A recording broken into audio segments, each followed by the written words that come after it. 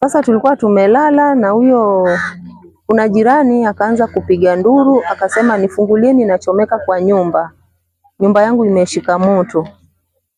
Dakika kidogo tukitoka hivi kufika hapo kwa mlango yake, tumejaribu kufungua huo mlango, umeshindikana, lakini huo nyumba yake ilishashika moto kabisa. Kurudi ndani kwangu kuangalia watoto wangu, napata kwamba kwangu pia ishashika moto. Tumejaribu tu kujiokoa na mlango mwingine huko nyuma. Inauma sana, tumepoteza mwenzetu. Hatujui chanzo cha moto ni nini. Afadhali angetuambia, lakini hayupo. Naomba tu kama serikali zatusaidia, watusaidie. Watoto walikuwa wanaenda shule. Hatuko tu hivi venye tunaliona, nguo hata nimefanya kupewa na jirani. La kutokea lishatokea, na kwa bahati mbaya tumempoteza mwenzetu.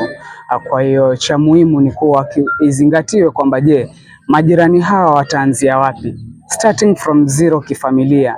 Kuna wanawake ama kuna wazazi ambao wako na watoto zaidi ya 3. Bedding zote zimepotea na kila kitu imepotea. Mtu ameweza kuokoa uhai wake peke yake.